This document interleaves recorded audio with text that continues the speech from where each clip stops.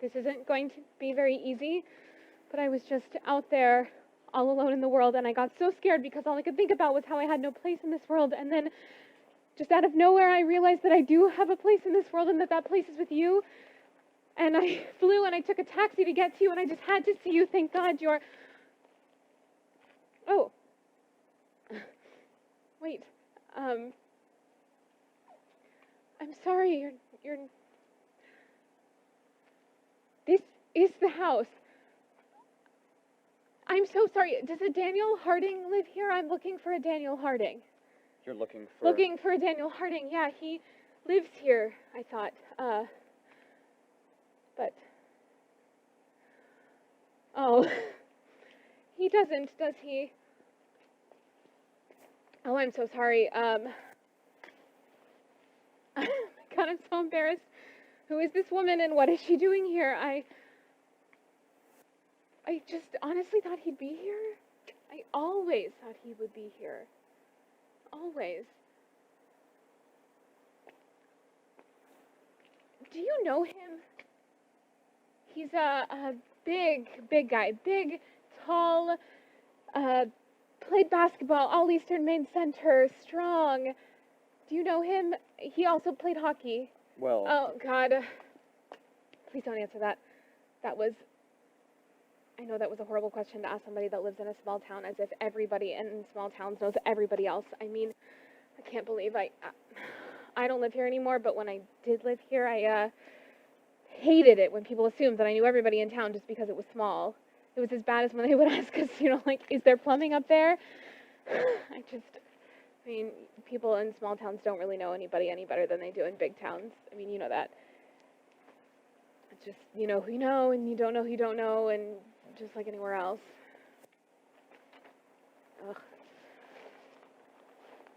I'm so sorry to have bothered you. I was just so sure. He kept the house, I heard, when his parents died. He's lived here. He stayed here. He was one of the ones that stayed. I didn't stay. I went away. Most people do. Yeah, and I guess he did too. I just never thought he would. I guess you gotta hold on to people or you lose track of them. Huh? I wish there was somewhere we could keep them for when we need them. Like, oh, there he is. Perfect. Oh, boy, it's cold. I forgot. Yeah. Yeah.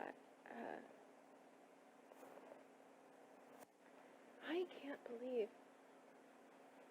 I took a taxi from Bangor to see him. That's far. Yeah. It's 163 miles. Yeah. This place is a little further away from things than I remember. Why would you do that? Because I could only fly as close as Bangor, and I just had to get to him as fast as I could. Why? Because I want to answer a question that he asked me. Oh? Yeah, the last time I saw him, he asked me a very important question, and I didn't answer him, and that's not a very nice thing to do to a person. That's being a little hard on yourself, don't you think? He asked me to marry him. Oh. Yeah. And you? No, I didn't answer him, no. I mean, yeah, that's why I'm here, to answer him. I mean, I didn't answer him in the first place because I didn't have an answer at the time. I mean, I was going away to college, and the night before I'm supposed to go out into the world to do what I hope and dream, he asks me, will you marry me? I mean, come on. Well, I was leaving in the morning. What was I supposed to do? I don't know. And I told him that I would come back, that I would think about it overnight, and that I would come back in the morning before the sun came up with an answer, and then I left him standing right there, and I didn't come back in the morning with an answer. Or at all. Sounds like an answer to me. No, that wasn't my answer. I just went off into the world, and that's not an answer, and I think What? he thought I'd say yes. Well, a guy's probably not going to ask that girl a question unless he thinks she's going to say yes. Yeah, I know. And I think he probably waited up all night waiting for me to come by. And I just need to tell him that I know now that you can't do a thing like that. Like, you can't do a thing, like, not answer a question like the one that he asked me. You can't do that to a person, especially a person that you love. You loved him? Well, I mean, we were kids. Yes, I did. I do. I feel like I dashed his hopes and dreams. Come on. You give yourself too much credit. He was young. That's all you need to be to have your hopes dashed. Be young, and everybody starts out young, so everybody has their hopes dashed. And besides, I don't really think you dashed his hopes. Because if you dash somebody's hopes, well, it's kind of a nice way to let someone down. Because it hurts, but it's quick. If he would have said no, that would have been dashing his hopes. But you didn't say no. You said nothing. You just didn't answer him at all. And that's killing hope the long, slow, painful way, because it's still there.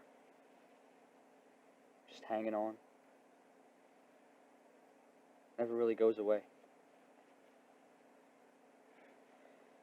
And that's kind of like giving somebody a little less air to breathe every day till they die. Yeah. Okay, well, thank you. For what? I don't know. Goodbye, Hope. Goodbye. I'm so sorry to have bothered you. I just was all alone out there in the world with no place in it, and I realized what I had done. Wait. You called me Hope. How did you know my name? Danny. Hello, Hope. Danny! I didn't even... I know. Danny, I didn't... I know. I didn't even I know. recognize you. I know. You're so... small? I know. Yeah, I lost a lot of hope. I'll do a number on you. Danny, I'm so sorry I never came back to... It's okay. It's okay. Because you know something? What? You're early. What? You're early. You said you'd be back with an answer to my question before the sun came up. Geez, I'm crow. I mean, the sun's not even close to coming up yet. It only went down a few hours ago. Look how early you are.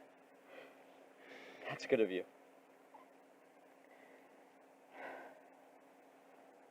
So, a taxi all the way from Bangor. Yeah. To tell me. Honey? Dan? Hon? Who's there? Hon? Just somebody.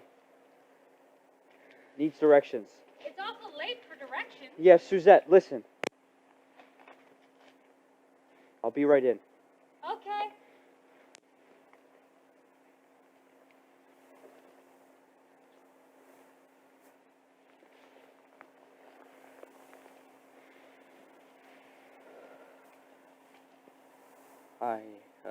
What?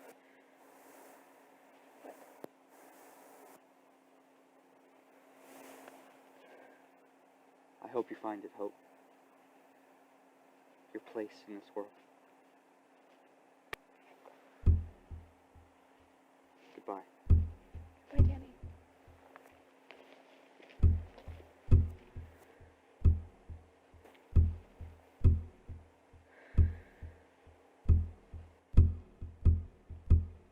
Yes.